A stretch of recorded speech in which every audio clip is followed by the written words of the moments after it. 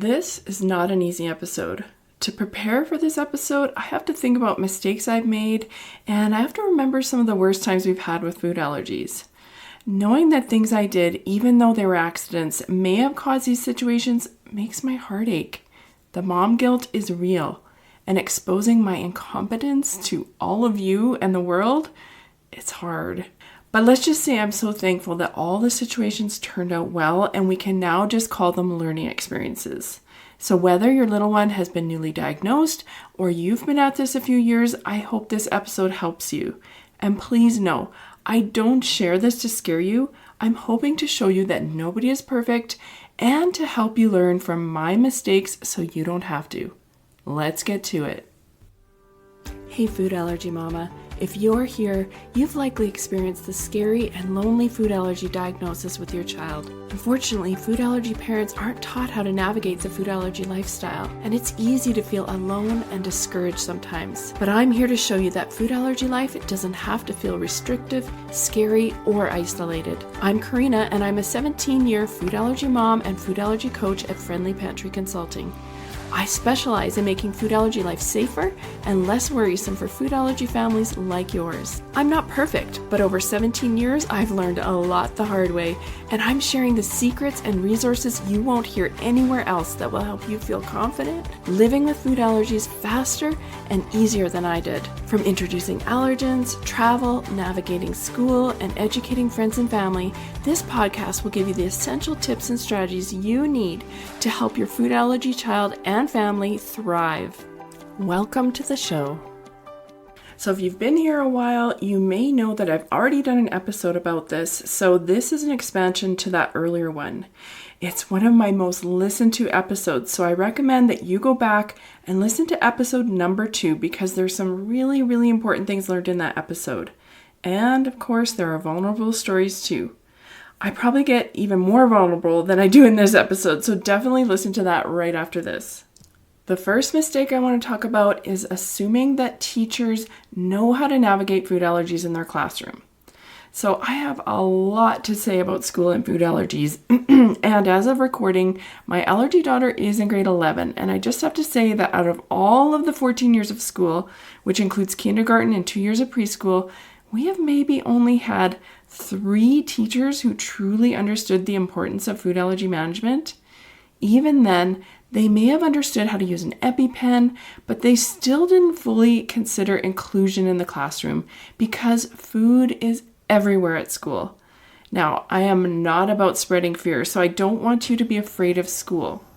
But what I really want to be clear about is that you will need to advocate for your child. You will need to know what to ask for and to do it in a way that is going to foster collaboration and teamwork with your teacher and your school. Now, if you're listening from the US, many of you may have heard of getting a 504 plan. This is a legally binding plan that requires a school to follow preset guidelines for your child that you make with the school at the beginning of the school year. So with a 504 plan, you can request things like if there's activities that involve food, your teacher must contact you, let's say X number of days in advance, so you can send an alternate or find something similar. And all sorts of things like that. So you would have to go through, it's very detailed. And I don't think that 504 plans are a bad thing, and they actually are probably very helpful in some situations. But I want you to consider whether it's required right off the bat. The reason being is that sometimes requesting a 504 before even talking to the school first will put the school on the defense right away. And if they feel like their back is against the wall, it could hurt your relationship with them right off the bat. I feel like having a positive team-based relationship when it comes to navigating food allergies at school is really, really important. So I say that it's a good idea to first discuss food allergies with the school and your teacher and see how they're managing them currently. Test the waters to see how receptive they are to your food allergy requests. If they're not receptive or cooperative or they don't take food allergies seriously, then I would definitely go for the 504 plan. That's just me, and you have the option, and it's great to use it if you have it. Unfortunately, here in Canada, we don't have that option, so it's just really important to educate our teachers any which way. but I have a 10-page school food allergy template that talks about things that you might want to go over with your school and teacher at the beginning of every school year. You can use it whether or not you decide to do a formal 504 plan or not. I also have something called the School Success Pack that's going to help you get teachers on your side. It's actually an email, and you will have to meet them to educate them to go over everything, but that email sets the stage, and it's going to help them understand why food allergies are serious in their classroom. So if your child is starting out in school, definitely check that out. Now, don't get me wrong. Teachers are not out to get food allergy kids. They want to help and they care. The problem is that they just don't know what they don't know because they've never lived with food allergies. Unfortunately, food allergy awareness at school is really lacking. Now, we have not had any reaction at school, and I believe that it's because I've been really vigilant in educating and talking to teachers about food allergies every year. But here's where I failed. I failed to talk about how teachers can be more inclusive for kids with food allergies. And I didn't realize how much food impacts not only the lunchroom, but also the classroom, and how excluding it is, especially for classroom celebrations. So picture this story.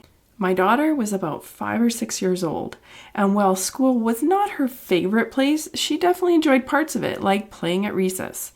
That day started like any other with our usual routine and hug goodbye. But when I pulled into the school pickup lane at the end of the day, I could see things had changed. Her usual bright smile was gone, replaced by red, teary eyes and a quivering lip. It didn't take long for the story to come spilling out. At school today, her best friend Arya brought cupcakes to celebrate her birthday. Not just any cupcakes, but of course they were perfectly decorated ones, light pink and blue with sprinkles, topped with my daughter's favorite Disney character. My daughter was thrilled. She and Arya loved the same kind of cupcakes, and to her, that was just one more reason they were best friends. She had spent all day looking forward to the sweet, creamy frosting and the special moment of celebrating with her friend. But when the time came, my daughter wasn't allowed to have one. Her teacher gently reminded her that because of her allergy, the cupcake wasn't safe, and just like that, the excitement she had been carrying all day crumbled into disappointment. But my daughter understood. She knew what could happen if she ate something unsafe. She didn't want to break out in itchy, ugly hives, and she didn't want to feel sick or throw up. And she especially didn't want to faint or struggle to breathe in front of her whole class, needing her EpiPen. So she did what she always does. She had the same safe treat that I packed for her every time. But today, that safe treat felt anything but special. She held it together, but when she saw me, the floodgates opened. The frustration, the sadness, the feeling of being left out, it all poured out in one big heartbroken sobs in the backseat of my car. As her mom, it broke my heart too. I knew this wasn't the first time she was going to feel this way, and it wouldn't be the last. But at that moment, all I could do was hold her close, let her cry, and remind her that I understood. Her feelings are real, and that no matter what, she wasn't alone.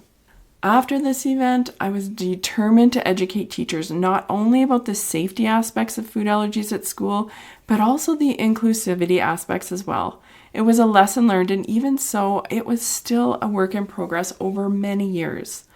I have so many episodes about school in past. If you're interested in that, go to episode 4, 17, 19, 26. There's even a few more there that I didn't mention, but this will get you started. I plan to have more episodes as well, but for now, I want you to know that you need to prepare for the fact that you are going to take a very active role when it comes to navigating food allergies at school for safety and inclusivity.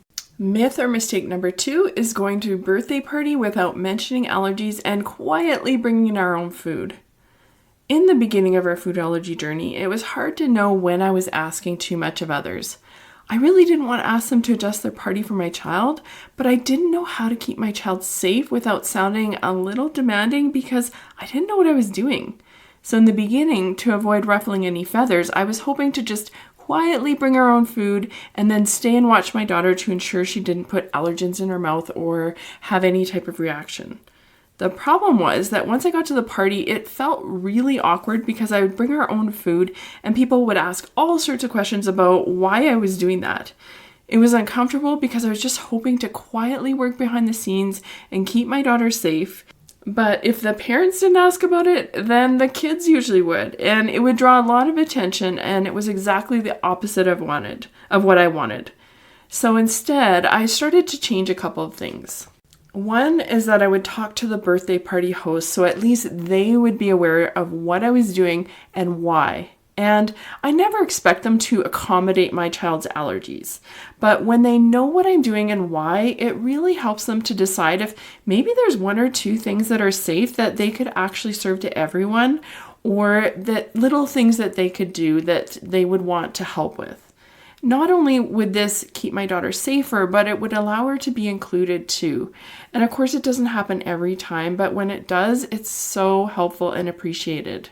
As I got more practice, I found ways of wording things so that it didn't sound demanding or like I was that mom.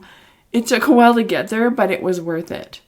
Giving the parents a head up not only relieved the awkwardness at the party and lowered the amount of questions I got, but it also helped for future events with that friend. So maybe the parents couldn't do anything to accommodate allergies at that time, but if our kids stayed friends, they sometimes considered it in the future, and it actually made things very allergy friendly at future events. Another thing to remember is if you don't tell people about it in the beginning, you run the risk of it getting really awkward later. So it's like that whole situation where somebody calls you the wrong name and you don't correct it. And then it gets so far and you've known them for so long that it's really, really awkward to change it now because you've been talking with them for a few months. It's the same with allergies. If you haven't already, you need to go back and listen to the very first episode of this podcast because there's another story about when my daughter had a reaction at a play date and why. And I know you'll find it really eye-opening. If your child is starting to go to play dates or birthday parties, or you have social events with family and friends, and you want to make it easier to tell people about allergies in a non-demanding, clear way, check out my social event survival pack. You're going to get those templates that I banged out over many years and learned to perfect so that it's easier for you to explain allergies in a way that people understand. There's even verbal responses so that you know what to say when someone says, "Oh, a little won't hurt," or something similar. If you're interested in those templates, go to friendlypantry.com/social to get more information. Okay, let's move on to my myth and mistake number 3, and that is thinking that I could buy snacks and non-perishables at a travel destination. So we're talking about food allergy travel here. I want you to use your imagination for a second. Do you remember what shopping for groceries was like right after the diagnosis? If you were anything like me, it was hugely frustrating and discouraging. There were so many labels to read and so many don't work for your child's allergens. In fact, I think I may have broken down crying once or twice in the store. I remember that it does get better and you settle into finding your safe products, and although it takes a long time to shop, it's not as discouraging anymore. So when it comes to traveling with food allergies, I don't want you to make this mistake. No matter how allergy friendly you've heard the destination is, don't make the mistake of buying all the snacks and the non-perishables at the destination. Instead, pack them from home. Why? Because a vacation is meant to be relaxing, fun, and exciting. It's not a time to relive those days of frustration trying to find safe foods. Instead, take the time to plan your food before you leave. Pack the main non-perishables and snacks, and then you can just buy your fresh meat and veggies at the destination. This is so much easier and allows you to feel way less worry. Trust me on this one. We have traveled worldwide and used some form of this on every single trip. If you want more allergy-friendly and relaxing vacation, check out my food allergy travel workshop where I'm going to dive into all of my travel strategies that we've used traveling to Ireland, Spain, France, the UK, Mexico, Bahamas, all over Canada, and all over the US. There's even a travel planning pack that's going to help you figure out what food to bring and how much so you never have to feel like you can't feed your child. Go to friendlypantry.com/travel for more information. And as a side note, if you are starting to think about traveling with food allergies, or maybe you do it all the time, I have a huge announcement coming soon that I think you are going to love.